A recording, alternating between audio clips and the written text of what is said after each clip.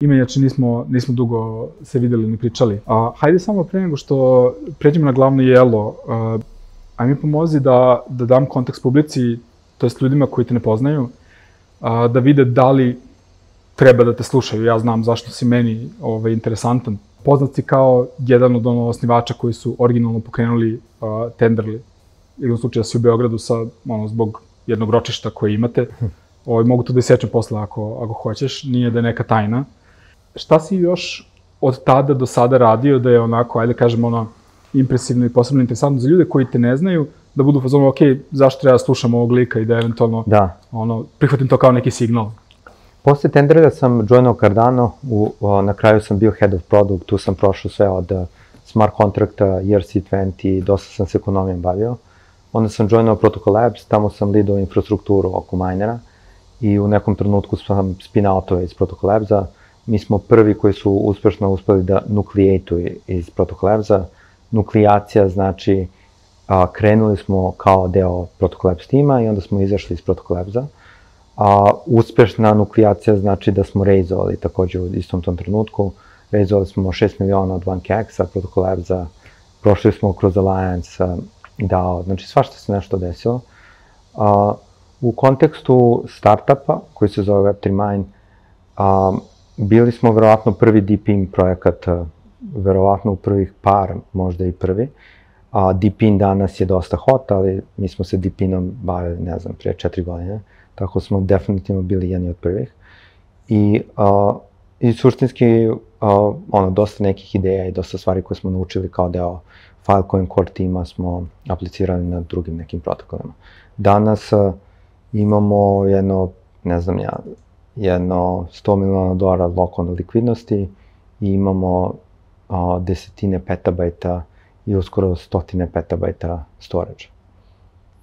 Ako mogu samo, nisam hteo suštinski da te puno smaram oko toga, šta znači 100 miliona lokovane likvidnosti? Ja mislim da znam u teoriji, ali verovatno svaka 50. osoba koja bude ovo gledala, ako ih doguramo toliko, će znati na što se to odnosi. Definitivno nam... Zvuči dobro. Da, zvuči dobro, ali definitivno možda zvuči bolje nego što bi trebalo. Znači, nisu to pare koje stoje na našem računu u banci, to su pare koje mi menadžujemo. Kao što Lido, na primjer, menadžuje 10-20 milijardi, mi tako menadžujemo tih 100 miliona. A šta to znači? To znači da neko je stekao svoju likvidnost kod nas i kada je stekao tu likvidnost, mi smo uspeli da iskoristimo tu likvidnost na pametan način i s tim smo dozvolili neki yield da se desi, to je neka zarada nad tim lokalnim asetima da se napravi.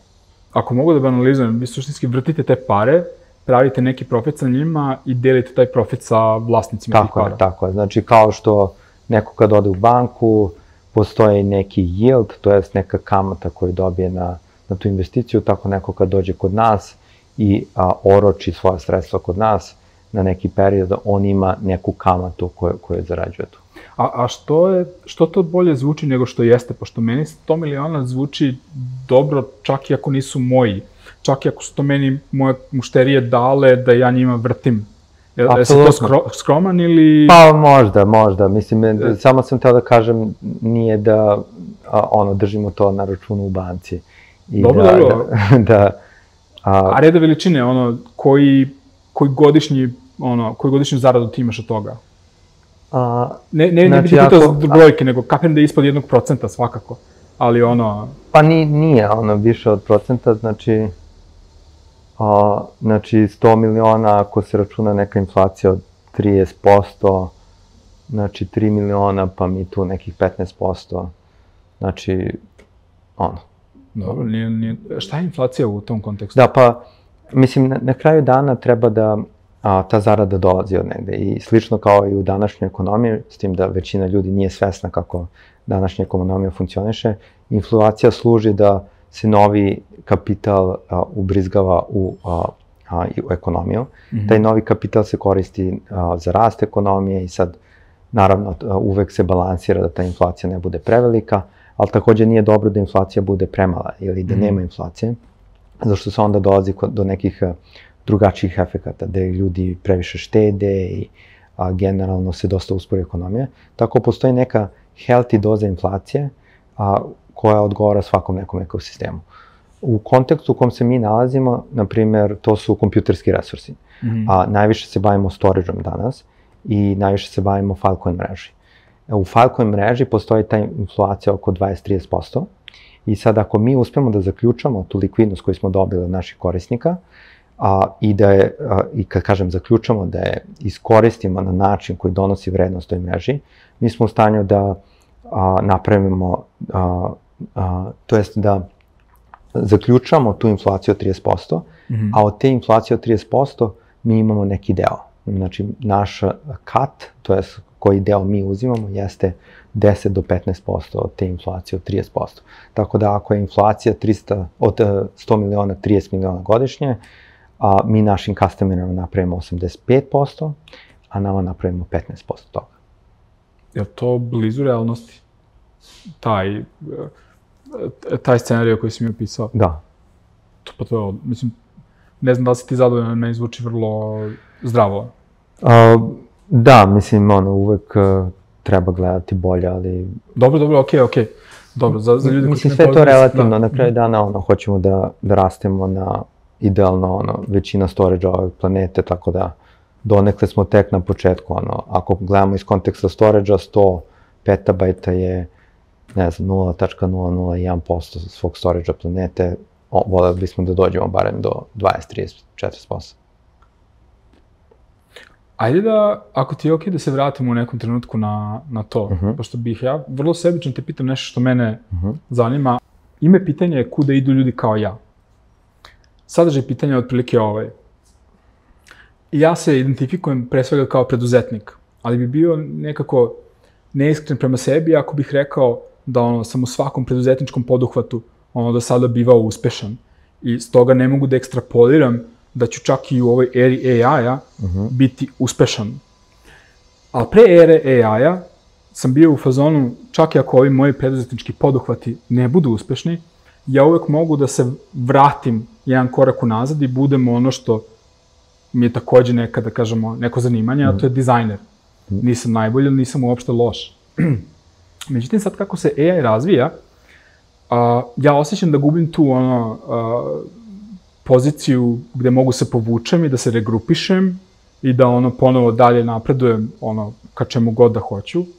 Jer mi se čini da AI postaje toliko dobar da za profesionalce tog tipa, ne znam da su u pitanju dizajneri, programeri, product manageri, you name it, kad su u pitanju knowledge workeri u IT-u, deluje mi kao da idemo u svetu kome nema mesta za takve karijere i onda se pitam kuda idu takvi ljudi, šta će se desiti s tim ljudima u narednih nekoliko godina? Da, ja mislim da ima dva scenarija, jedan je dugoročni i to je definitivno neki utopijski moment koji će da se desi, ali se neće desiti u narednih 5 godina, desit će se u narednih, ne znam, 20 do 50 godina, a na tom time horizonu imamo veće probleme, da će uopšte biti planete, dosta ima konflikta, svašta će nešto se desi u narednih 50 godina. Čekaj, brate, rekao si utopija, pa si onda krenuo mi pričaš o tome da li će postati planeta. Pa ne, utopijski... Šta je onda distopija?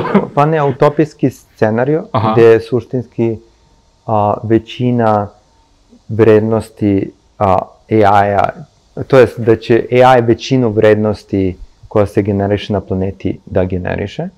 U tom kontekstu će da se desi velika centralizacija, zato što ko je u kontroli tih resursa koji enabluju AI, što će definitivno biti struja, grafičke i svašta nešto, će moći više da iskoristi toga da capture veći deo marketa. I u tom kontekstu jedina bitna stvar jeste anchorovati se nekako na tu ekonomiju, da li kupovinom S&P-a ili čega god, i čekanje. I sad to je jako onako loš neki scenariju koji će... Ali to i dalje ne vidimo utopiju. Utopija je dobra, je li tako? Pa... Mislim, utopiju za ljude poput mene. Da. Za kapitaliste poput tebe, vidim kako je to dobro. Ne, svi smo mi kapitaliste u nekom kontekstu. Nije sporno. I mislim, zašto utopijski? Zato što u tom slučaju ljudi jako malo toga rade. Jako malo poslova koje ne žele da rade. Ali ja mislim da se to neće još desiti. Šta se trenutno dešava jeste da dižemo apstrakciju. Znači, umesto da, ne znam, kucamo kod u JavaScriptu, kucamo kod na engleskom jeziku.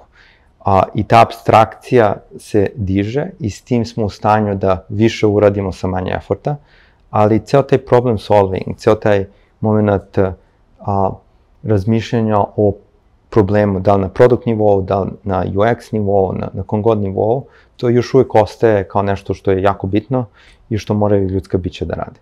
Naročito što je to uglavnom za ljudska bića i verovatno će više neki empatijski moment biti relevantan, umesto na nekom praktičnom nivou šta deluje da je bilo korisno u poslednjem nekom periodu. Jer kad kažem u poslednjem nekom periodu, to implicira ti podaci koje smo mi čuvali poslednjih, 20 godina, su nas doveli do ovog nivoa inteligencije. Znači, tu dosta ima i prošlosti. Tako da, sve ove stvari koje se jako brzo menjaju, to će dosta teže biti za AI da isprati, što, ponovo, nije nemoguće, zašto može sa reinforcementom da se dođe do poprilično dobrih rezultata, ali daleko smo od, ajde da kažem, tog utopijskog scenarija. Više će biti to, dižemo abstrakciju.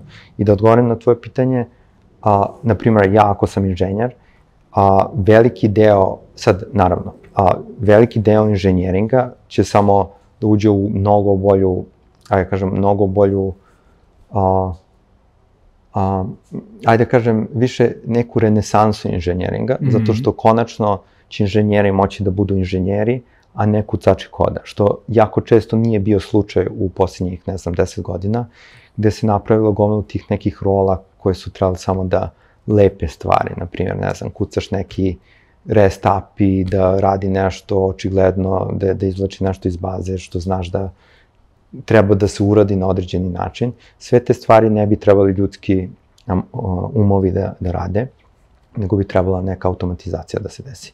Gomilu pisanja testova, gomilu nekih stvari, to ne bi trebalo ljudi da rade, to može da se automatizuje. Ali šta je suštinski core bilo kog inženjera i inženjeringa, jeste menadžovanje kompleksnosti. To definitivno trenutno AI ne može da uradi, zato što to je jako onako duboko podsvesni task gde ti intuitivno se trudiš što manje odluka da praviš, što kasnije da bi ostavio otvorene opcije i to je ultra nestrukturiran proces koji se dešava na podsvesnom nivou u ljudskim mozgovima, tako da taj deo definitivno smo jako daleko od toga. Mislim da i kada bi zamislili da postoji neki LLM koji je u stanju to da uradi, kako bismo mi to definisali na engleskom jeziku? Ako mogu da probam da dumb downujem ovo što si mi rekao, zvuči mi kao da tvoj odgovor mogu da pretumačim kao sledeće mišljenje. Svi poslovi, broj poslova koji trenutno postoji će ostati isti, samo će se promeniti opis tako što će ljudi da rešavaju probleme bez drndavog fizičkog dela posla, pomeri ovaj layer, iskucaj funkciju. Donekle da. Šta je to donekle? Donekle, znaš, nije očigledno šta će se desiti kad bude više, ajde kažem, excess likvidnosti. Znači, šta će da se desi? Ajde da pretpostavimo da je 100% tačno ovo što smo rekli. Znači, da će sve da se konvertuje u neku drugu rolu. Šta to znači? To znači da mi kao ljudska bića, to jest mi kao civilizacija, ćemo samo da više toga napravimo, više ćemo vrednosti da napravimo. Ako je to tako, to će definitivno dovesti do nekog rasta u ekonomiji. Tako je. I sad, nije očigledno gde će taj rast da završi. Da će to završiti centralizovano u big tech kompanijama, da će to da demokratizuje donekle pravljenje te vrednosti, zato što sada je jako, ajde da kažem, više personalizovan taj posao, možda, zato što ako dižemo abstrakciju, onda treba manji timovi da reše neke određene probleme, znači više ćemo imati rešenja koje potencijalno su potrebni planeti, tako da nije očigledno šta će tu da se desi i u zavisnosti od toga može bude možda bolje, zato što će likvidnost koja je poprilično centralizovana danas da se demokratizuje, a možda će biti gore. Ako napravimo takav model da većina vrednosti zbog toga što se trenutno sav te AI prodaje kroz API callove koje su centralizovani na nekoliko velikih igrača, ako se sva vrednost tu zarobi, a ne kod kreatora koji napravi nešto novo sa tim API-ima, onda će biti samo još gore. Znači... Ali pazi, ima dve neke dimenzije boljeg i goreg ovde. Ako ja to dobro opipavam. Čini mi se da ti pričaš o jednoj dimenziji koja kaže koliko će profiti svetske ekonomije biti centralizovani, a koliko će biti decentralizovani. Ajde kažemo, mi smo iz nekih generacija u kojima si mogao da napraviš startup koji će u nekom trenutku možda neće postati big tech, ali možda i hoće. Znaš, veliko je otvoreno polje. Mogu si da imaš hiljade, milione startupa. Sada možda dolazimo u svet gde nekoliko velikih igrača će centralizovati svu tehnološko-ekonomsku aktivnost, jer ti možemo relativno lako da zamislimo svet u kome, recimo, OpenAI aplikacija zadovoljava sve tvoje informaciono-softverske potrebe. Jer za mene, kao krajnjeg korisnika, meni je, zašto bi koristio više od jedne aplikacije ako ne moram? A ta aplikacija je toliko pametna da u hodu može da napiše kod za nešto što mi prvi put zatrebalo danas, da ne moram tražim neku treću aplikaciju. Znači, to bi bio jedan scenarij. Ali scenarij koji mene trenutno više zanima, jer sam, da kažem, ajmo kažem da se osjećam negde ugroženo u ovoj neizvesnosti, na sledeći način. Ajde ovako, ako ostane isti broj poslova i ja i drugi ljudi poput mene možemo relativno lako, kao do sada, da pronađemo neki novi posao, sad da li to ide jednom gazdi ili 500.000 gazda, manje bitno. Ali tu sam možda najviše hteo da čujem, znači ti, zvuči mi kao da imaš dosta, da daješ dosta veliku verovatnoću svetu u kome nastavlja da bude isti broj pozicija za knowledge work ljude. Da, mislim, ako pogledaš trenutnu situaciju, znači mi kao civilizacija smo dovoljno u stanju da hranimo većinu civilizacije, bez da svi moramo da radimo. Već neko vreme. Nije sporno. I zašto mislimo da se sad nešto menja? Sad se menja, ali ultimativno se neće promeniti šta se očekuje od nas kao ljudskih bića da doprinosimo ovim ekonomijama. Zato što uvek imaš tu neku kalibraciju koja se dešava na globalnom nivou, da je bolje ili gore nekim državama koje doprinose ili ne doprinose vrednost na globalnoj ekonomiji. A inače, ako ne doprinosiš vrednost na globalnoj ekonomiji, verovatno nećeš nastaviti da budeš država, zato što ipak je jako limitirana teritorija globalna i non stop se geopolitički prave neke promene, kao što sad prolazimo kroz velike promene. Tako da ne mislim da ćemo smanjiti, ajde kažem, engagement ljudi i učešća u tim ekonomijama, samo će drugačije stvari da se rade. Jer postoje mogućnosti danas za većinu planete da ima relativno okej život, ali to se ne dešava. Mislim, sad ću ti kažem, pazi, ja bih rekao, iako verujem da treba uvek imati zdravu dozu doominga, danas i pre 50 godina, mislim da je objektivno da ogromna većina stanovništva na zemlji živi mnogo bolje. Samo ako pogledamo Kinu, znači pre 50 godina su gladovali, sad im nije loše uopšte. Ni kod nas nije bilo baš sjajno pre 50 godina, a svašta se nešto desilo umeđu vremenu. I daleko je od idealno, tu se potpuno slažem. Ali razlog zašto sam te pitao ove stvari i što sam tako napadan oko toga, je to što kao preduzetnik, kao neko ko zna barem otprilike kako se prave timovi u knowledge work vrsti biznisa, ne mogu da ostanem slep na činjenicu da razni AI modeli rade posao bolje od mene. Rade posao bolje od mnogih ljudi s kojima sam radio u svojoj karijeri. A mislim da sam radio sa barem 80 ljudi, možda čak i 100, nemam tačno negde zapisano. I onda, ako znam kako preduzetnik neki razmišlja, a ja sam, dakle, sedim na dve stolice, mogu da budem zaposleni i poslodavac. Ako znam kako poslodavac razmišlja, on želi da smanji troškove maksimalno i poveća zaradu maksimalno. I ako vidimo odjednom ogromnu količinu, ako vidimo odjednom da možda programiraš zaposlene za knowledge work, ja se pitam da li će i drugi poslodavci dobiti istu ideju, a znam da dobijaju tu istu ideju, ajde da kažemo da jedan data point bi bio, ne znam, neki mail koji je CEO Amazona poslao celoj svojoj firmi, ne znam si video, to bilo pre par dana bukvalno, gde je rekao ljudima, manje više, treba da krenete da radite sa AI-em, to će nam omogućiti produktivnost i smanjit će se broj zaposlenih. Bilo bi čudno da to niko ne radi, da niko, mislim, nisam ja najpametniji sigurno da razmišljam o tome, zato te ovo pitam. Da, dobar poslodavac, naročito u ranoj fazi, ima jedini cilj da optimizuje vrednost koju generiše. Što više vrednosti, što brže. Sve ostalo je manje bitno. I zato VC funkcioniše, zato što uglavnom winner takes all, i u tom kontekstu nije bitan trošak.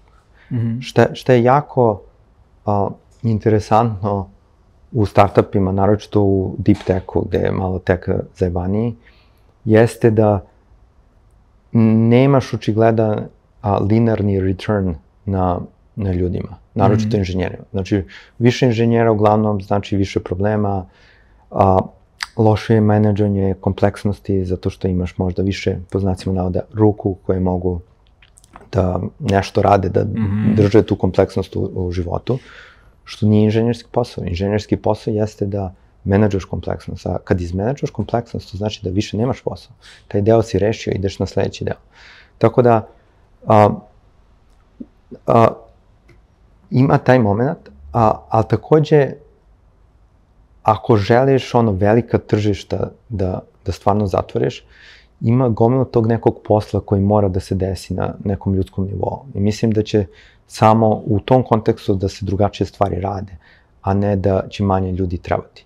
Sad, možda će čak i paradigma onoga što radimo kao timovi da se menja, gde će više biti manjih timova koje rešavaju jako niš stvar i onda će ti interfejsi neki postojati koji će dozvoljavati više tih timova da zajedno funkcionišu nekako.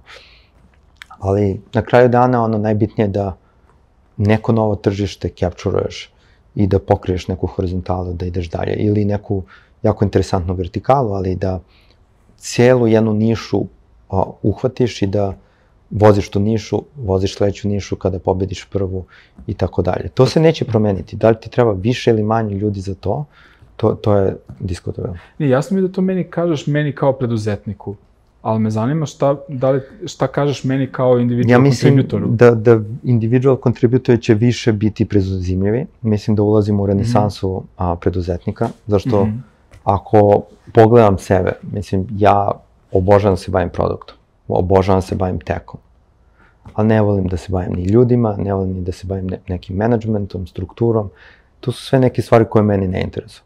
Ali ja sam morao da se bavim tim stvarima pre nego što sam mogao da se bavim produktom. Mislim, ako se vratim na početak moje karijere, ja sam krenuo preduzetništvom da se bavim, zašto u Srbiji nije bilo product rola. Ja sam teo produktom da se bavim, ja nisam teo preduzetništvom da se bavim. Ali prosto, nekako u tim manjim tržištima, nemaš opciju i onda kreneš sam. Ja da bi došao do trenutka da ja mogu da razmišljam o produktu, ja sam već nekoliko ljudi trebao da zaposlim, što implicira sam trebao postaviti dobar u fundraisingu, u BD-u, u gomilu nekih drugih stvari umesto u produktu. Ja danas, prvi put sa LLM-ovima mogu stvarno se bavim produktom, da sednem, da uđem u fokus, da uđem u flow i da izbacujem proizvode, da iteriram na proizvodima sam,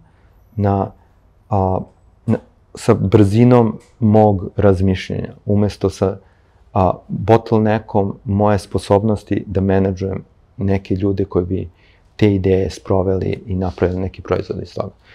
Zbog čega mislim da ćemo sve više imati individualnih rola koje će da naprave te neke, da kažem, ne POC-ove, ali tu neku inicijalnu verziju nekog proizvoda koja će da pravi neku vrednost od početka i da će se timovi onda oformivati oko te neke inicijalne stvari. Naprimer, danas je većina startupa izdominirana tehničkim osobama. Izdominirana. By far. Zašto? Zato što je neko u stanju da napravi website. Što nije najbitnija stvar u kontekstu proizvoda. U kontekstu proizvoda je najbitnija rešiš problem. A danas konačno bilo ko može rešiti taj problem. I ako se vratimo na te dizajneri imaju mnogo veći impact danas, a tačno imaju mogućnost da imaju mnogo veći impact danas nego što su imali pre 5 godina. Na što misliš? Pa, na primjer, ako sam dizajner i imam neku ideju da bi neki određeni problem mogao da reši moj proizvod, to jest u tom kontekstu UI, ja mogu to da napravim sam. Mogu da sednem na Lovable, Bolt, V0, šta god, i mogu da napravim to sam, mogu da iteriram brzo. Sad, šta će postati najverovatniji problem, jeste činjenica da ćemo imati previše tih stvari. I već sada imamo te neki abundance economy, gde ima svega previše, sad ćemo imati još više. Sad ćemo imati vjerojatno 10 puta više, 20 puta više. I tu će vjerojatno marketing biti bitniji. Kako sad dolaziš do toga da neko čuje o tvom proizvodu, u moru tih proizvoda koje ljudi prave. I tako da... Marketeri su meni jedini koji dobro prolaze u ovoj priči. Marketeri i preduzetnici. Jer sve ovo ostalo postaje ono, ne znam kako se to kaže na srpskom, ali commoditized. Da. Jer AI može da mi izdizajnira nešto, može da mi napravi neki copy, može da mi nešto iskodira, ali neće da mi ga izmarketuje, barem ne još. Da, ali marketing je na ljudskom nivou, to je komunikacija. Za sada barem jeste. A dozvoli da ostanemo samo još malo na ovom, da kažemo, smrtničkom nivou, pre nego što pređemo na preduzetništvo. Ono što ja čujem iz ovoga što si mi ispričala jeste da odjednom tebi više ne trebaju ljudi. Ali ja mislim da ti tu nisi izrod. Ja mislim da ne znam ni jednog preduzetnika koji voli da zapošljava i rukovodi ljudima. Da, samo da... I samo da ti tu kažem, znači, ja to ne volim, ali ja to ne volim dobrim delom zato što sam antitalentovan za to. Znam ljude koji su talentovani, ja nisam jedan od njih. Dok ja nekome uspem da ispričam, dok prevaziđem svoju introvertnost, i ako bih ja najrađe sedeo u mračnoj sobi i kucao i pomerao te lejere, ja opet ne mogu sve da stignem sam. Ili, ajde ovako, bar do skoro nisam mogao da sve stignem sam. Tebi trebaju timovi ljudi ako hoćeš da praviš velike stvari. Ali iz ovoga što čujemo od tebe, zvuči mi da tebi više ne trebaju. I siguran sam da nisi jedini. Produktivnost ljudi se jako povećava. Komoditifikacija proizvoda koji si upravo spomenuo se povećava. Ako produktivnost postaje dramatično veća, da li se odjednom povećava dramatično i tržište? Meni deluje da ne. I tu postoji ova tenzija s kojom sam ja ušao. Deluje mi kao da ja ne vidim to što si ti video, da postoji ista količina, da kažem, knowledge work rola i na neki kratki period od, ne znam, 2 do 5 godina, kao što ih postoji sada. Da. Pre svega, mislim, prvo, meni trebaju ljudi, mislim da svima trebaju ljudi. Mislim da šta će lepo da se desi jeste da ne trebamo da forsiramo neki hire. Znači, dosta toga će preduzetnik moći sam da validira, što je dobro. Znači, ti early stage momenti nekog startupa više nisu toliko bolni gde radimo za kikiriki, kao svi radimo za kikiriki, svi se mučimo, nego jedan preduzetnik sedne, on svakako ima tolerance to risk poprilično velik i proba nešto i proba da validira nešto. Onda tek dovodi tim. Tim je jako bitan, ali možeš mnogo bolji tim kasnije da dovedeš nego u samom početku, zato što rizik se drastično pada kada postoji neki traction, kada postoji neki raise, kada postoji neka validacija, jer na kraju dana ti racionalni ljudi koji treba menadžuju tu kompleksnost su racionalni. I ako su racionalni, znači menadžuju dobro rizik. Definitivno postoji rizik u početku i mislim da će mnogo više startupa da postoji i veliki deo da li će ekonomija biti veća ili manja, jeste isto koliko će VC-ovi uspeti infrastrukture da naprave, da isprate to. Znači stvari kao što su YC Startup School i tako neke stvari su fundamentalnog značaja da stvarno uspemo da dovedemo ekonomiju do nekog nivoa gde se više vrednosti pravi na nivou civilizacije. Što ponovo, jako je dostupno u Americi, malo u Evropi, retko gde je dostupno na tom nivou, tako da to će isto neke momente da ima. Ali, ali teo sam da ti napravim ovaj primjer da bi možda približio ideju da će više stvari samo da se dešava. Ako gomilo se nekih stvari dešava danas koje mi, take for granted, na primjer. Svake godine duplo više storage-a ima, na primjer. Hard diskovi su sad 30 terabajta. Tačnije, sad su već 34.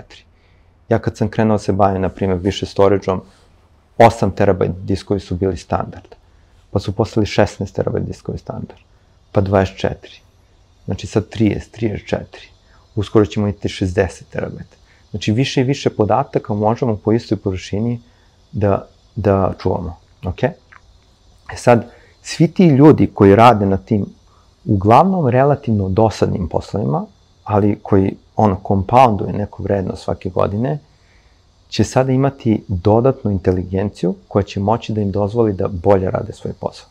Znači, svi ti mali neki delovi, znači tih horizontala koje nam dozvoljavaju da imamo sve bolji AI i tako dalje, će da se compounduju jedni s drugima, imat ćemo više tih resursa koji otključavaju više use case-ova, koji otključavaju više te inteligencije i to će samo da se compounduje. Tako da, možda ovako na izolovanom nivou, ako se gleda samo tech industrija i gleda se samo software, izgleda kao, ok, više mi ne treba dizajner right away, dizajneri će ostati bez posla. I možda dizajneri ostanu bez posla neki jako kratak period, a će se onda adaptirati u neke druge role koje su možda prikladnije fazi utilizacije u kojoj se nalazimo. Tako da, ja mislim da će dosta više product menadžera biti. Ako razmislimo danas, ima jako malo product menadžera, jako malo ljudi ima luksus da se bavi product managementom. Ponovo, ja nisam krenuo preduzetništvom da se bavim zbog, ne znam, ja čuo sam da su startupi cool, nego teo sam da smišljam proizvode. Ja i da sam našao tu rolu product menadžera u nekom trenutku, ja ne bi mogu da smišljam proizvode, ja bi mogu da menadžujem proizvode koje su drugi neki ljudi smislili, ali smišljati proizvode je ozbiljan luksus danas, zato što moraš da smisliš proizvod, moraš da koordinišeš ljude, sve to košta, jako malo ljudi može da se bavi tim stvarima danas. Mislim da će mnogo više ljudi moći da se bavi produktom i da će, ulazimo po meni u renesansu, preduzetništva i produkta. Nice, ima mi to smisla. Dizajner u meni ti je zahvalan na tome što smo došli do closure-a te niti. Super mi što si spomenuo storage, imam tu nešto da ti pitam i tu će tamo da nas se da kažem, ulije u vraćanje na priču o tome što ti radiš ovih dana i kako vi napredujete. Ali pre nego što se vratimo na storage, jasno mi je da ti trebaju i dalje ljudi i nisam hteo drugačije da kažem. Trebaju suštinski i meni. Mada ako uspem da isprogramiram AI da mi uradi nešto, to mi je pouzdanije i brže, a pritom je jeftinije. Ali ove prve dve stvari su mi zapravo važnije. Naprosto više možeš se osloniš na nešto što radi kompjuter nego na ljudsku osobu i to polazimo od sebe u krajnjoj liniji. Ali hajde te pitam, kakvi ljudi ti trebaju? Odnosno, kakvi ljudi ti trebaju u junu 2025. Kada se mnogo toga, čini mi se, promenilo za jednog preduzetnika, kada je u pitanju očekivanje od ljudskih osoba koje će zaposliti. Jer, siguran sam da je AI, mislim, pričamo o tome, AI je svašta to promenio. Šta su osobine koje ti tražiš i ajde na taj način, pitam tebe, jer mi je zanimljivo, a i možda će nešto pametno u tome da čuju i ljudi koji gledaju ovo, da im bude korisno kada, ako žele da se repozicioniraju na tržištu rada.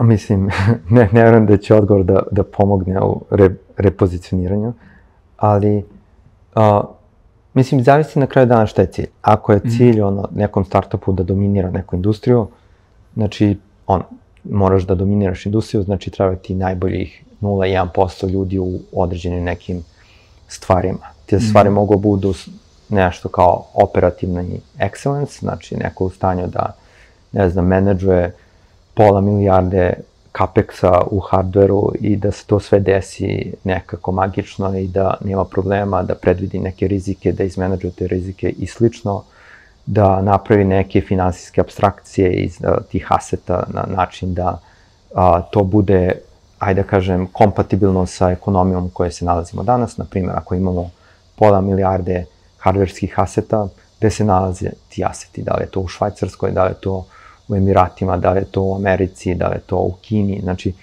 ima tu dosta neke operativne kompleksnosti koje treba da se menadžuje. S druge strane, takođe, na nekom većem skelu je jako bitno menadžovati dobro kompleksnost. Znači, fokus na... Izvini, nekoliko puta si spomenuo menadžovanje kompleksnosti. Ja ću priznati da nisam 100% siguran šta je to, a ovo mi se sad mi se baš dobro namestilo da te prekinem, da onda pokrijemo to što smo spomenuli ranije, a i u krajnjoj liniji, ako neko ovo sluša i skapira šta je menadžovanje kompleksnosti sada od tebe, možda bude u fazonu, možda hoću smara ovog lika za posao. Da, evo, ajde da damo onda neki kontekst. Znači, šta mi radimo? Mi suštinski disruptujemo AWS tako što uzimamo jedan po jedan proizvod i donekle kad demokratizujemo na način gde svako može da doprinosi. Naprimjer, ako je to storage, to znači da svako ko ima komp dovoljno velik kući može da ga poveže na net, dovoljno brzi, da bude deo neke naše mreže. Da bismo to uradili, mi dosta nekog heavy liftinga moramo mi da uradimo. Znači, dosta neke kompleksnosti tu postoji, ali mi moramo da je rešimo da bi naši svi useri, uključujući ti resource provideri, neko ko ima komp kući, mogli što jednostavniji posao da rade. Zašto je što jednostavniji? Da bismo spustili cenu toga i da bismo povećali suštinski, ajde kažem, neku arbitražu koju imamo u odnosu na AWS. Da bismo mi to uradili, mi treba da imamo, ne znam, 500 mašina, i ovo su brojevi koji su, realni broje, znači 500 mašina u nekoliko data centara. Trebamo da imamo 100G connectivity između cloudova, između tih data centara, između tih naših nekih provajdera. Trebamo da imamo na tih 100 mašina 5 različitih nekih workloada koji se izvršavaju na način koji ne failuje, da monitoramo sve to i da niko ne mora ništa ručno da radi. Znači, treba što manje ljudi da sedne i da smisli lepo arhitekturu, da smisli lepo strukturu kako se to sve radi i da to tako apstrakujemo da bukvalno niko ne mora da radi to. Zašto? Zato što ti ako bilo šta moraš da radiš i onda skaliraš na 500 mašina, pa onda na 5000 mašina ili 50.000 mašina, ti koliko god vremena da trebaš da uložiš oko svake te mašine, to nije skalabilno. I onda dolaziš od toga da ti treba, ne znam, 5 sistem admina na 500 mašina, do toga ti treba 50 sistem admina na 5000 mašina, tačnije, verovatno ti treba više od 50, zašto ta kompleksnost ne skalira linearno, nego postaje dosta veća kasnije, do toga da ne možeš dovoljno sistem admina da nađeš koji ti trebaju da bi ti menadžovao tako nešto.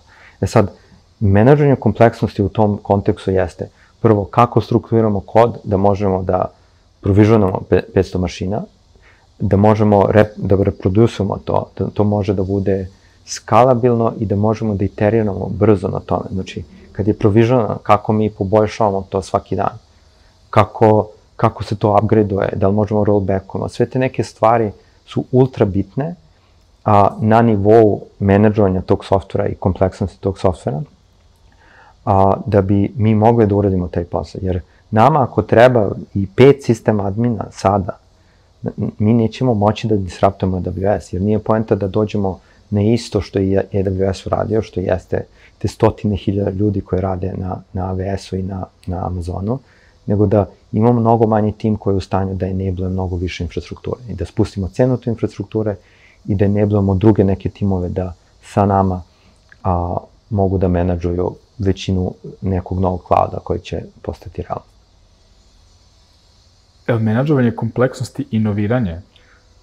Ne, čak je... Pošto mi je ovo zvučalo kao inoviranje, znači, zvuči mi kao da je opis menadžera kompleksnosti, I možda sam glup što ne znam dovoljno dobro šta to znači, ali zvuči mi kao da je opis, treba da smisliš kako da uradiš nešto na bolji način nego što svi to rade. Znači, treba da radiš stvari koje su nemoguće za druge.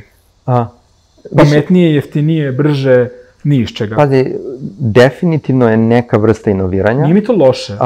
Ali je engineering inoviranje. Dobro, to je inoviranje takođe. Ali po meni... Mislim, jedno od najbitnijih inoviranja. Da, tačnije, ono nije očigledno, zašto ne znam, Elon Musk je inovator, ali nekako se gleda kao engineering inovator, jako često isto produkt inovator. Steve Jobs je uvek bio produkt inovator, pa je produkt drive-ovo tech, tako da nije očigledno, ali u ovom kontekstu... Izvini, brate, ali ne, moraš da inoviraš na sve strane, ne možeš da izabereš jedno... Mislim, osim ako ti je tako uzak proizvod, znaš. Ali nije očigledno šta je inoviranje, mislim, uvek hoćeš da poboljšavaš nešto. Dobro, okej, slažem se da reč sama po sebi znači previše sranja, posebno u današnjem, da kažem, kolektivnom diskursu Srbije, gde imaš inovacije, ali ajde da se složimo ti i ja, inovacije je da uradiš nešto što će drugima biti vredno, a niko to drugi ne radi, ili zato što misli da nikome nije vredno, ili zato što misli da je nemoguće, ili oba. Slažem se, ali imaš drugi moment. Mislim, teo sam inicijalno kažem, čak je kontra od inoviranja, zašto hoćeš da challenge-uješ zašto se nešto uopšte radi. Naprimer, ti danas kada pokreneš nešto na Linuxu, ne znam, uglavnom ćeš neki Docker da pokreneš, uglavnom, ili možda na systemd-u, možda ćeš direktno da egzekutuješ neku binarku.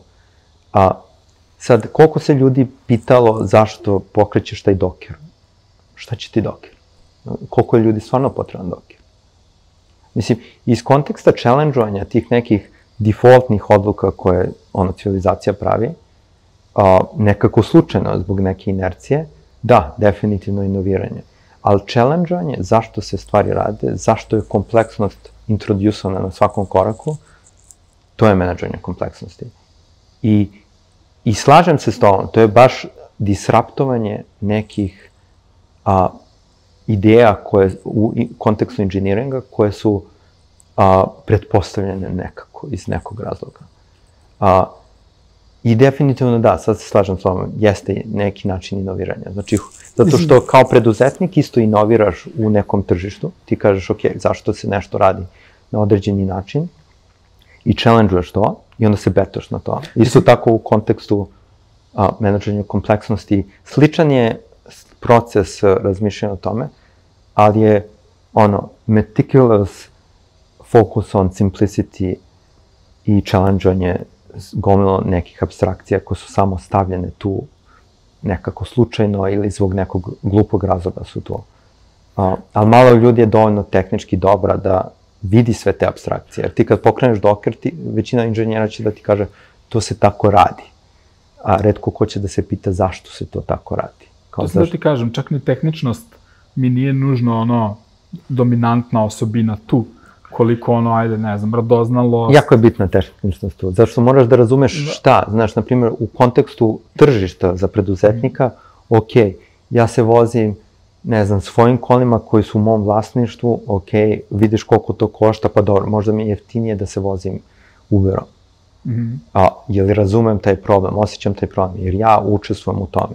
Da bi ti mogao da vidiš te probleme na nivou teka, ti trebaš da razumeš sve apstrakcije, ti trebaš da razumeš kako se to tačno izvršava, pa onda da uđeš dublje, da vidiš kako se ta binarka stvarno izvršava na nekom procesoru, šta kernel tu radi, kako da zaobiđeš neke stvari. Dosta dobro trebaš da razumeš tek i sve apstrakcije koje nekako slučajno pokreneš kada uradiš nešto, da bi mogao da inoviraš u tom nekom kontekstu. Jako je tehnički nisam hteo da kažem da ne treba biti jako, jako dobar u tom polju na kom inoviraš. Više sam hteo da kažem čini mi se da znam ljude koji su jako tehnički, koji su u stanju da odgovore na sva ta pitanja, ali kao što si ti sam spomenuo, možda neće ni postaviti ta pitanja. Treba da imaš oba. A čini mi se da ako hoćeš da postaviš ta pitanja, kako i zašto i da li mora tako, da ćeš onda trebalo bi da si sposoban da dođeš i do tog nivoa, taktike, recimo, spomenuo si financije. Ok, ne moraš da budeš haker da bi se bavio financijama, moraš imati taj hakerski mindset da bi mogu u tome da inoviraš. Hakerski mindset je jako bitna stvar tu. To je jedna stvar, druga je stav. Znači, mislim da ako će nešto danas da se promeni, jeste da će uspeti najviše ljudi sa zdravim stavom. Zato što nije više raw inteligencija toliko bitna, bitan je stav. Bitno je da neko želi da reši problem. I sa željom, sa više toolinga, to će samo verovatnije da se desi. Stvar koja mi se takođe uklapa sa tom nekom interpretacijom inovacije je još i celom ovom karakternom načinu razmišljanja je još spomenuo da to treba da budu ljudi koji su u top, 0,1% populacije. Sad mi je malo jasnije zašto si rekao da možda neće biti korisno ovo kako opisuješ kakve ljude tražiš kada tražiš ljude da ih zaposliš. Zapošljaš uopšte u Srbiji? Malo. Uglavnom, mislim, malo je tužno jer sam ja krenuo sa tom velikom hipotezom da je Srbija jako dobra za inženjering i tako dalje.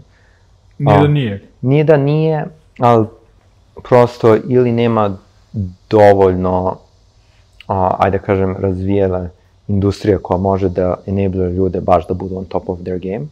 Znači da su ipak prošli nekoliko organizacija, da nisu sedeli u Microsoftu 15 godina, kojih ima malo, ok, sada postoji neki moment, ali nemamo toliko penetraciju još uvek i nema dovoljno inženjera, znači da bi imao top notch 1% ili 0,1%, treba taj spektar da bude dosta velik da bi taj top 1 bio baš dobar.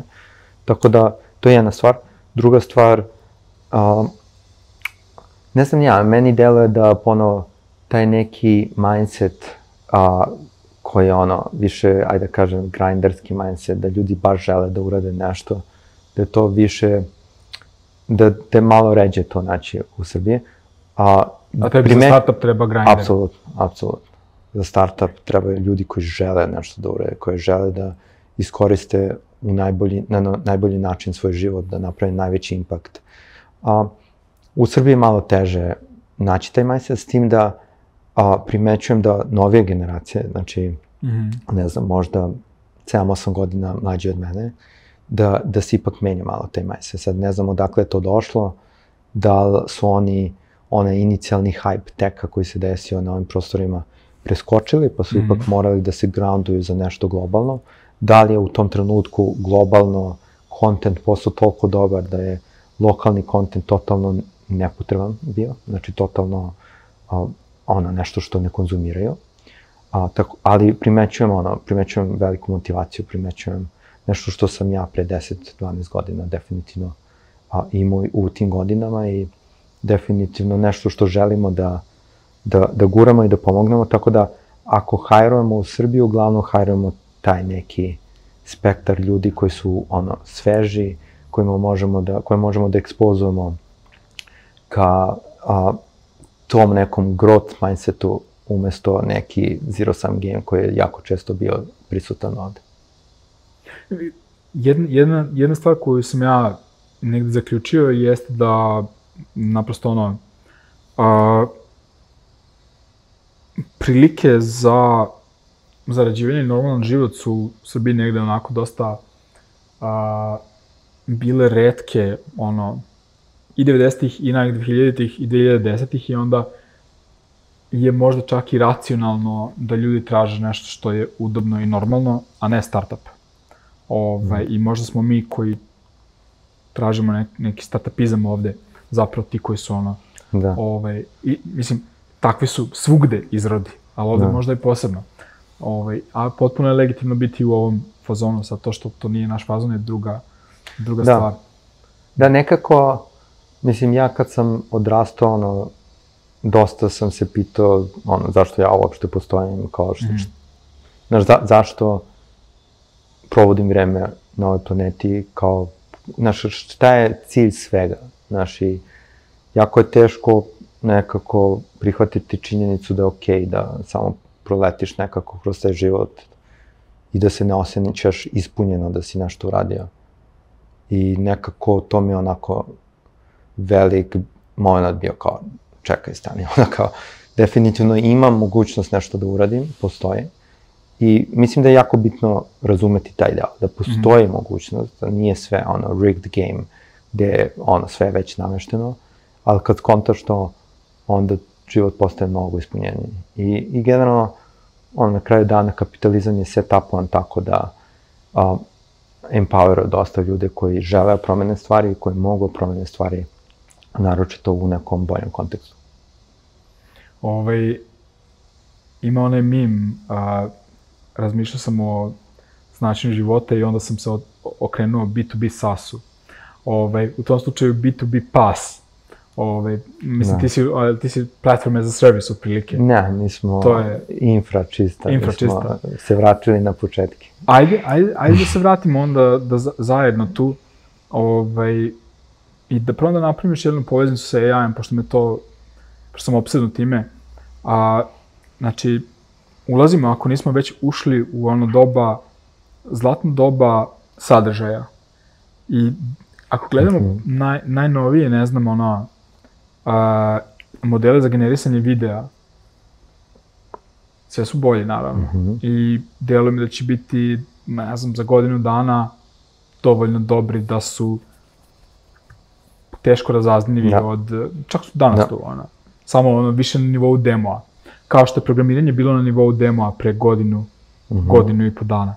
Više nije na nivou demoa. Vrlo je production ready. I deluje mi da su implikacije toga, recimo, za startup poput vas, značajne. Jer jednom ti treba mnogo više prostora da pohraniš sve te podatke, odnosno svu tu mediju. Jel ima AI, hoće li imati AI ikakav jel projektuješ da će imati ikakav uticaj na potražnju za vašim uslugama, odnosno za vašom infrom? Apsolutno. Pazi, mi reducujemo cost za 5x danas. Znači, 5 puta smanjujemo cenu nekog storage. Tako da, mi sada nemamo problem potražnje, mi imamo problem kako da skaliramo ovo. Zato sam možda toliko i u ovom trenutku fokusiran na menadžovanje te kompleksnosti, zato što kako skaliraš, jako je bitno da pametne odluke praviš, da ne bi ušao u, ne znam, nešto što Elon Musk gledao kao production hell. Isto to možeš da imaš sa možda ne toliko dobro dizajniranim softverom ili dobro dizajniranom infrastrukturom. Jer mi na kraju dana i u data centru dizajniramo naše rekove, to su naši serveri, naši JBoді. Znači, mi baš duboko ulazimo da bismo što više optimizovali kako se skalira taj neki workload koji je nama bitan da bismo mi mogli da omogućimo taj storage za 5x jeftinim kostom. Definitivno ćemo ući takođe u renesansu infrastruktura globalnog, da li je to compute, kroz GPU-ove, CPU-ove, NVMe-eve, šta god, ili storage. Storage je apsolutno najbitniji medijum na koji možemo se fokusiramo narednih 5 do 10 godina. Zašto? Zato što prvo, bottleneck danas nije koliko smo kompjuta bacili na treniranje LLM-ova. Delo je da smo stigli do kraja.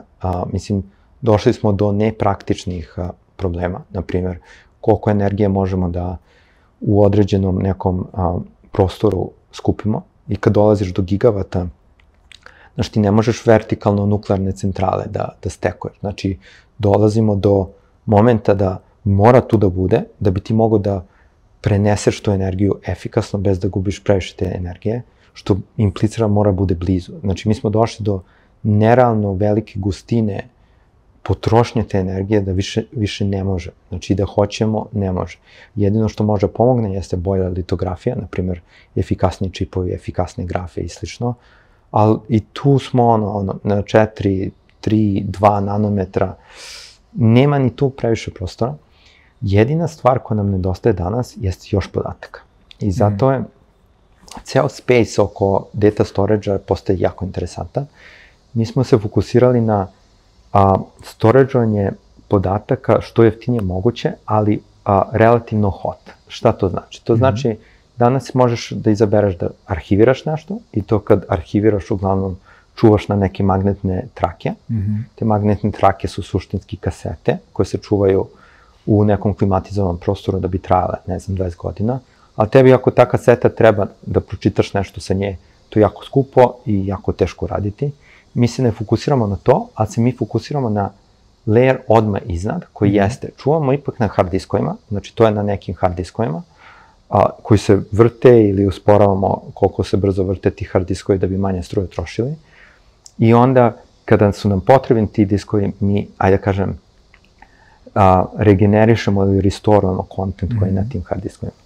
Zašto se fokusiramo na to? Zato što naša hipoteza jeste da danas ćemo sve više imati use case-ova u nekom kontekstu, hajde da sačuvamo ove podatke za svaki slučaj. Tako je. To za svaki slučaj je jako bitno. Odatle će dolaziti nova iteracija podataka i da bismo mogli da dođemo do znatno boljih modela potrebno je 10 puta više podataka, 100 puta više podataka.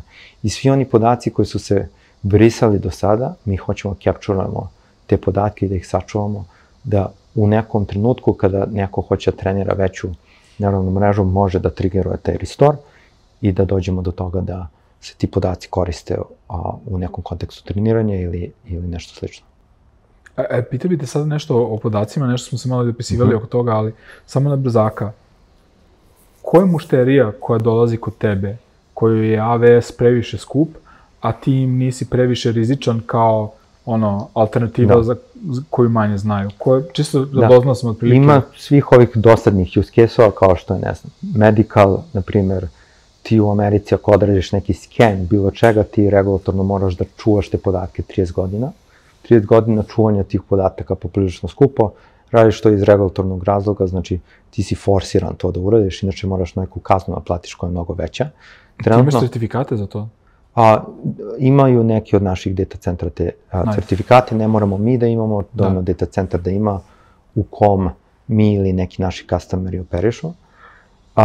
Imaš takođe ove isto dosadne use case-ove kao CCTV, na primjer sve kamere, moraš da persistuješ to neko vreme. Treba to sve, nije dosadno toliko. Dosadno je iz nekog konteksta da, kad radim sales tih stvari, a nije mi pretrano zanimljivo. Imaš ove više interesantne use case-ove koji su, na primjer, AI startupi, koji mogu da plate AWS, ali ne mogu na tom scale. Znači, mi dolazimo do toga da mi otključavamo use case koji pre nije bio moguć na nekom spektru cene. Jer taj scale ranije nije bio potreban. Tako je. I ako pričaš i sa AI researcherima, oni pre 2-3 godine nisu ni do petabeta stizali.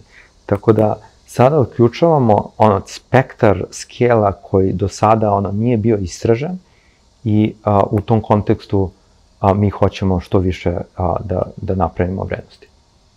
Sjajno. Ajde da pričamo malo o podacima.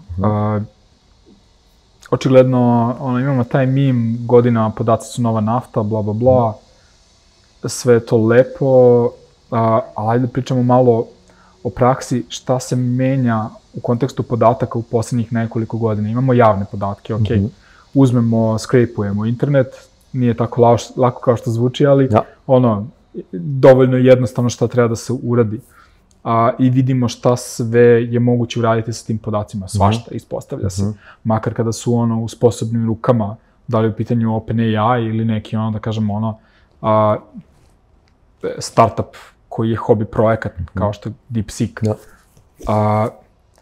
Šta ćemo sa privatnim podacima?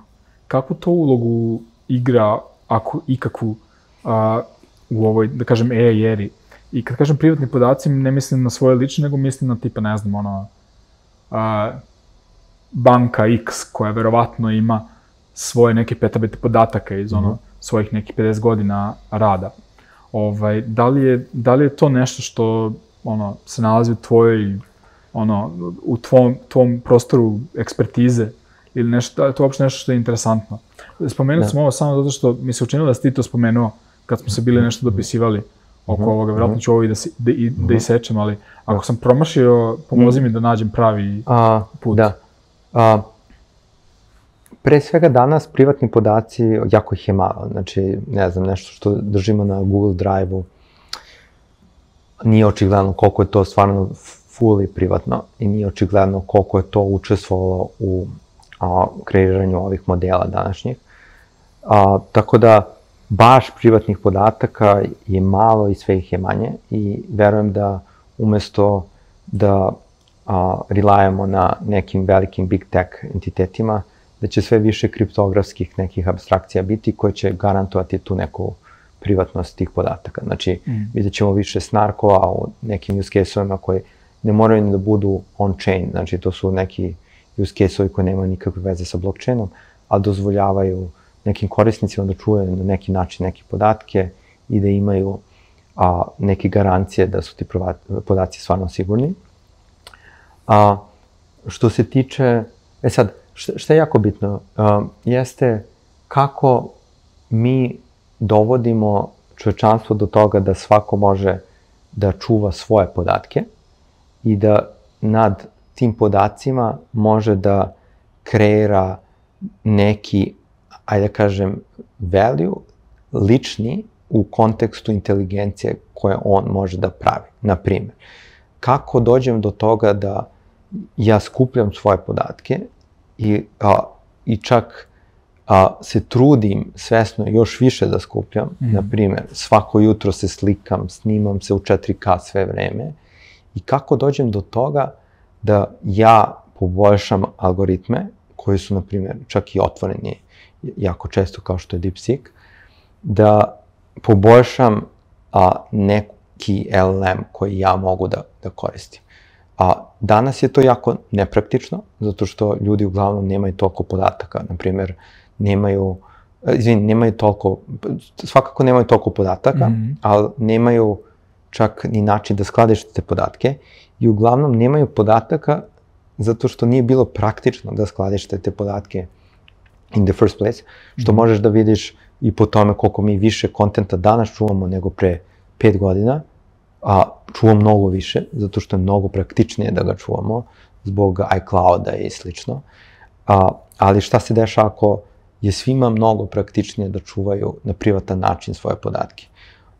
I napravi se neki incentive, znači neki razlog zašto bi ljudi to radili, da bi poboljšali neke modele koje mogu da koriste za neke praktične stvari. Naprimjer, ako se ja snimam non stop kući, možda, ne znam, to mi dozvoli da napravim svog avatara koji postaje sve bolji i mogu da imam više avatara i sve su kvalitetniji i možda ja radim nešto treće sa tim avatarom, apsolutno. Ali, znaš, kako ja dolazim do toga? Jako teško, zato što ne postoji infrastruktura koja dozvoljava to. Ali ajde da te pitam onda i ovako, pitam se koja je istinska vrednost tih privatnih podataka i po time ne mislim nužno na potrošače i pojedince, poput mene ili tebe. Možda su im više zanimljivi biznisi poput tvog ili mog ili nekog mnogo veća koji ima čitavu istoriju podataka, kao što sam ovo bio malo prespomenuo. Čini mi se kao da iz nedelje u nedelju čitam neku vest o tome kako je novi algoritam nekog novog startupa uspeo da postigne tačnost, da li je u pitanju kreiranje avatara ili je u pitanju tumačenje nekih egzotičnih dokumenta, lupiću, ne znam, o katastrima ili o nekoj regulativi u bankarstvu. Kao da iz dana u dan nastaju novi startupi koji sa manje podataka imaju bolje rezultate nego što su neki od najboljih prethodnih proizvoda pravili sa ogromnim količinama podataka. Naprimjer, daš jednu fotografiju sebe nekom proizvodu i on ti generiše avatar koji izgleda perfektno. Da ne možeš da mu daješ mesece i mesece 360 snimaka. Kao da iz dana u dana čujemo da ljudi sa manje i manje podataka imaju bolje i bolje rezultate, što zapravo ima smisla. Jer u kapitalizmu ti imaš ljude koji imaju motivaciju da pružaju veću količinu vrednosti za manje cimanja i manje troška, mušteri ajde možda malo meta pitanja, ali koliko, deluje kao da vrednost ličnih podataka, bilo osobe, bilo organizacije, opada. Je li ima nešto u tome? Da, mislim, ako razmisliš zašto je to tako, jeste zašto nema privatnih podataka danas. Mislim, kako ti algoritmi postaju sve bolje, jeste tako što, verovatno, neki deo tvojih podataka što si možda mislio da su privatni, nisu stvarno bile privatni. Tako da, nije očigledno u kom će to smeru da ide.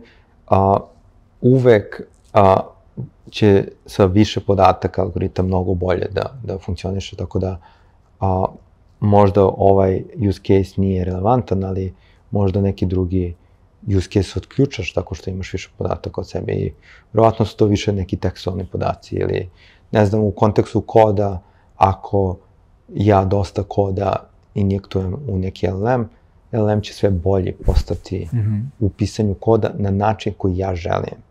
Što nas ponovo vraća na ono menadžovanje kompleksnosti. Na način koji ja želim da menadžujem kompleksnost, taj kod može potencijalno automatizovano da se kuca. Što znači da više te kompleksnosti ja mogu da apstrahujem na način što meni ima smisla i s tim mogu više vrednosti da napravim.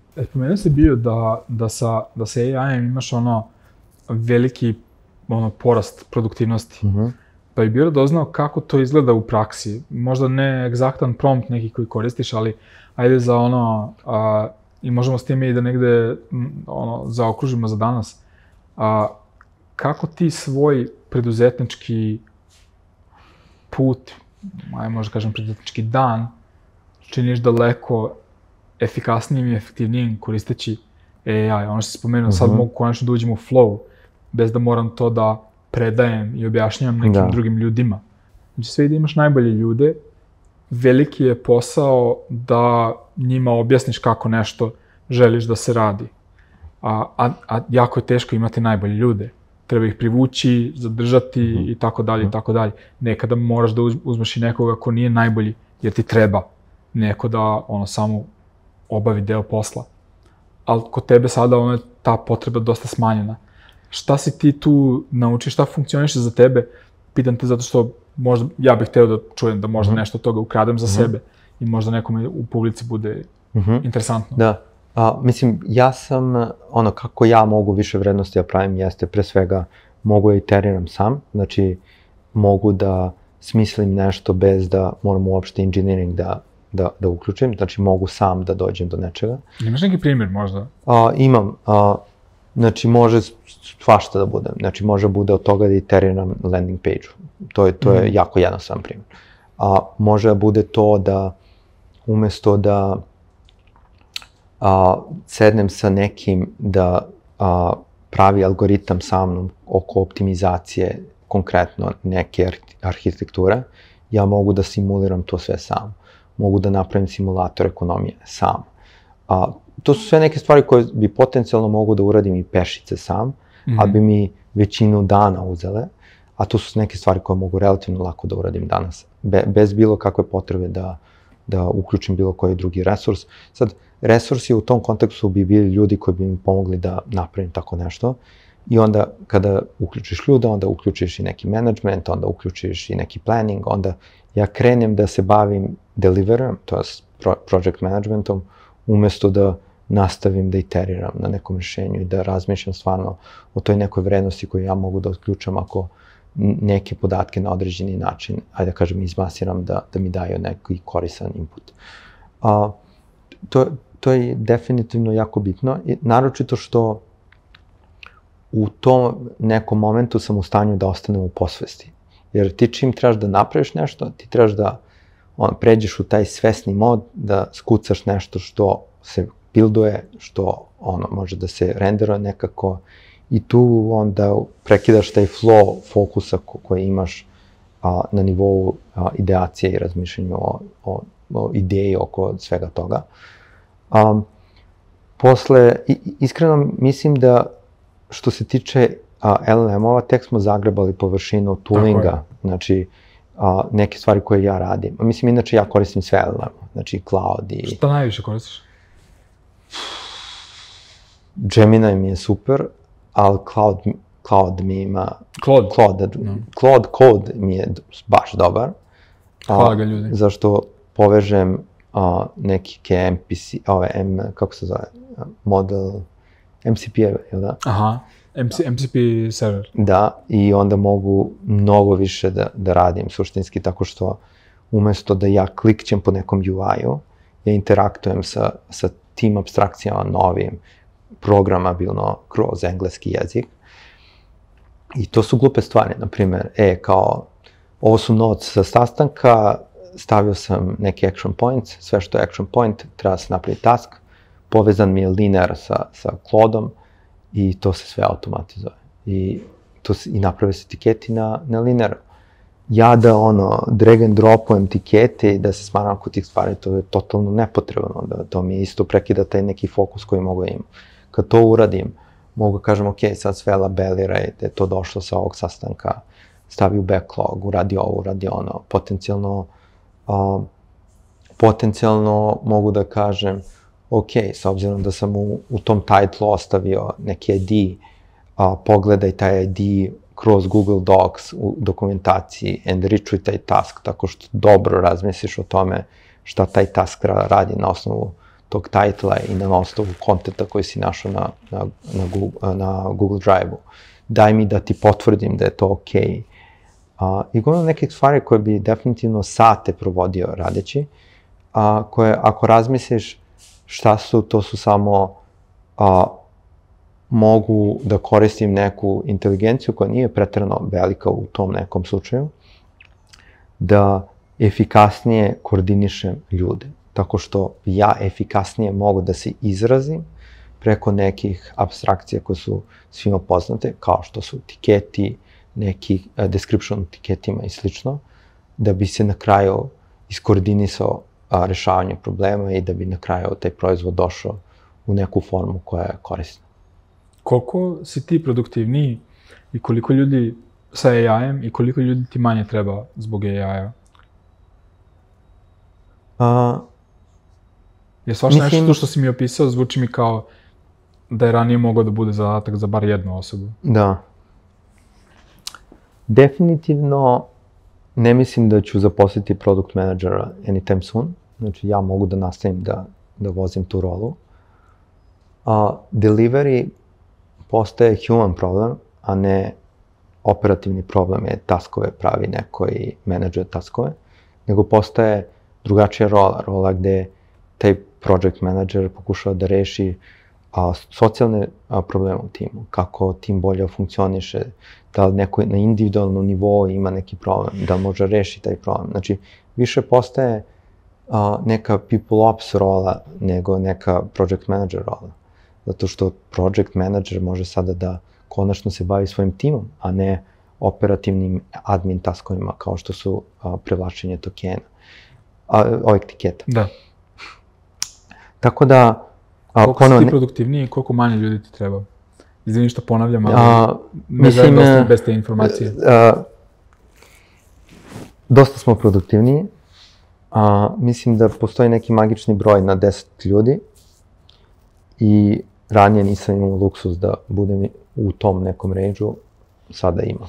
Tako da nije direktan odgovor baš na tvoje pitanje, ali... Da, što? Misliš da će neko da izvuče iz konteksta? Pa da, zato što mislim da su ljudi potrebni i samo sada imam luksus da se fokusiram na kvalitetnije ljude koje mogu više da reše i da, ajde kažem ponovo, više te kompleksnosti na bolji način menadžuju.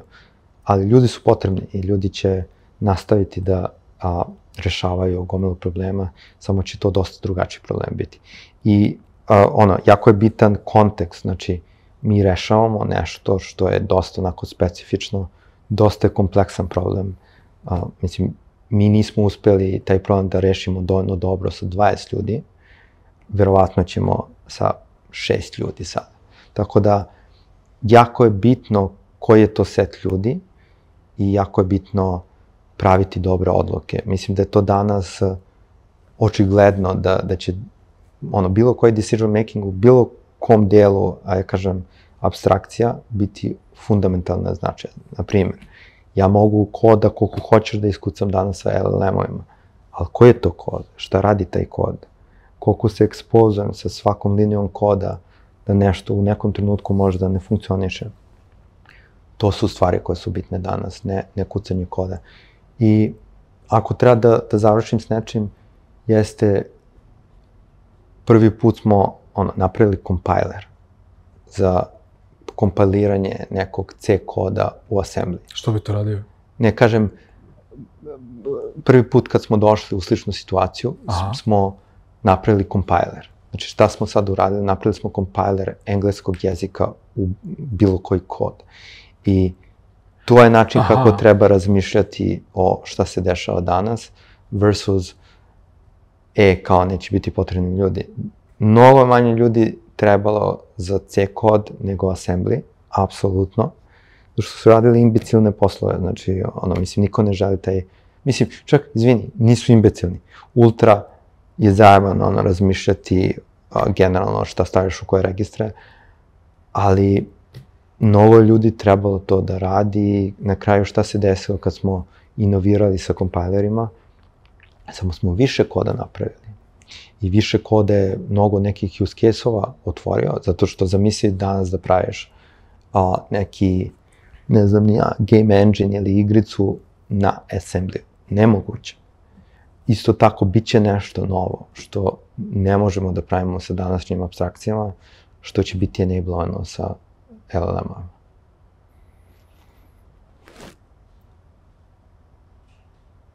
Sviđa mi se to što čujem, jer mi to sklanja neku količinu anksioznosti sa bliske budućnosti koju vidim, ali ostajem neubeđen, no, to nam je super izgovor da napravimo, da ponovimo ovo pa da vidimo kako se razvija dalje situacija.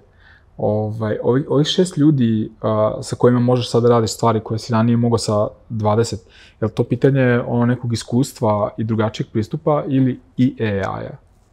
Više iskustva. Ok, nice. Ali interesantno je, svi koriste AI, naravno tabu tema je ko koristi, ko ne, ali ako popričaš jedan sa svima, svi koriste u nekom kontekstu AI. Samo je pitanje kako na organizacijnom nivou to raditi na efikasan način. I dosta malo se timova stvarno bavi time. Mislim, svi nešto pokušavaju, ali delo mi je da smo ponovo u nekom tenderli momentu za tooling oko celog development experience-a enablovanog AI-om u nekoj novoj paradigmi gde možeš da rešavaš manji set problema kao tim i da ostalo bude handlovano od nečega drugog. Kao što, ne znam, na primjer, ako hoću danas da vidim transakciju on-chain, ne moram da inspektujem, da gledam trace, da unwrapujem to, nego mogu da koristim neki tooling koji postoji. Ja sam još kako ti rešaš sa svojim timom, kako ćete da koristite AI, ili idete svako po svom osjećaju ili imaš neku politiku? Trenutno jako malo koristimo, jer se trudimo što manje odluka da napravimo, a ti sa AI-om dosta odluka tu napravi za tebe koje potencijalno nisu dobre za tvoj use case. Tako da, za sada ne. Šta zamišljam u nekom trenutku jeste da definitivno imamo gomilu neke infrastrukture koje bi idealno mi vozili kod sebe na nekim serverima. To bi verovatno neki DeepSeek bio nešto gde bismo mogli non stop da dumpujemo gomilu nekog konteksta, da malo reinforcujemo te LLM-ove da nam bolje koriste. Ali mislim da polako se ulazi u taj neki moment. Zašto se to danas ne dešava? Zašto sav taj tooling je dosta centralizovan, znači mogu ja Codex da koristim, iskreno meni je super, na telefonu mogu da iteriram, ali dosta malo ljudi želi ceo repo da dumpuje OpenAI-u i dosta tu ne verujem da će to toliko da poraste koliko deluje. Mislim da je GitHub imao tu veliki unfair advantage. Ne da su ga iskoristili su malo u početku oko hype, ali ostali smo na nekom jako rudimentarnom toolingu koji nije toliko velika inovacija. Mislim, a svašta je tu moglo da se desi, na primjer, Zašto ne dam GitHubu labelirano gomilu nekih pull requestova i gomilu komentara sa svih pull requestova, da mu kažem, ok, ovo su neke stvari koje su meni bile bitne u posljednjih, 3 godine kucanja ovog koda, hoću da svaki put kada pušujem neki kod, da barem ovo čekuješ i da ne prođe, da to bude neka vrsta novog lintera, da to ne prođe neku inicijalnu validaciju pre nego što dođe kod nekog ljudskog bića koje bi trošilo sate gledajući u taj kod. Znači, taj kod ne treba prolazi. I to je, ponovo, isto jako dobar način menadžera kompleksnosti. Znači, neke stvari koje već znamo da nisu dobre, nekako završe nekako pušovane na nekom branchu ili bilo gde, to ne bi trebalo da se dešava. I onda do čega dolaziš kasnije jeste da ljudi samo to ne rade više, zato što znaju da će odmah da dobiju penal nazad i kao, sorry, moraš da pogledaš ponovo taj kod i onda sledeći put neće gledati uopšte da pušuju tako nešto. To su neke stvari gde AI može da nam pomogne kao organizacijama da bolje kontributujemo i da bolju vrednost pravimo kao timovi i kao ljudska bića. Mislim, između ostalog, iz ovoga što kažeš, čujem nešto što onako pretpostavljam, a to je da zapravo, makoliko da je danas AI dobar i koristan u kodiranju, da je količina korisnosti koju može da ima jedva zagrebana. Da, jedva. A isto je bilo i sa kompajlerima. Ako pogledaš kompajler, trebalo je dosta vremena da kompajleri stvarno postanu dobri. Znači, bio je taj period kada su ljudi još kucali assembly, a kompajleri su postojali. I ajde ne pričamo kompajleri, pa onda jezici, pa onda abstrakcije na jezicima, pa fičuri na jezicima. Znači, to su sve neke stvari koje su se već desile i sigurno će se desiti ponovo. Sad menjamo paradigmu od početka. Ali malo brže nego tad? Tad je manje ljudi bilo u svemu tome, tako da definitivno manje brže, manje je bila bitna stvar. Ja se sećam kad sam išao u srednju školu, tek nije uopšte bio bitan, mi smo bili u računarskoj gimnaziji, mi smo bili najveći štreberi, mislim, niko nije teo malte ne s nama da se druži tada, mogli smo samo mi sa matematičkom gimnazijom i kao to je to, razumeš. Sećam se, sestra je bila u 3. gimnaziji, ja kad bi otišao u 3. gimnaziju, to je kao da ideš u neki drugi univerzum. Bili smo baš geekovi, nije bilo cool uopšte. Danas je dosta drugačija situacija, dosta više ljudi želi da se bavi, dosta ljudi se bavi iz tih nekih drugih razloga tekom. Dosta vidiš influencera koji se bave nečim što je meni nepoznato u teku, zato što na kraju dana moraš da se anchoraš na nešto što je smisleno, a vidim dosta tu nekog handwavinga, ali postoje, činjenica da postoje takvi ljudi, dosta govori o industriji u kom stanju se nalazimo. Interesantno vreme pred nama. Hvala ti puno za ovo. Ovo mi je bilo baš korisno, verujem da će biti i ljudima koji bi ugledali. Hvala tebi.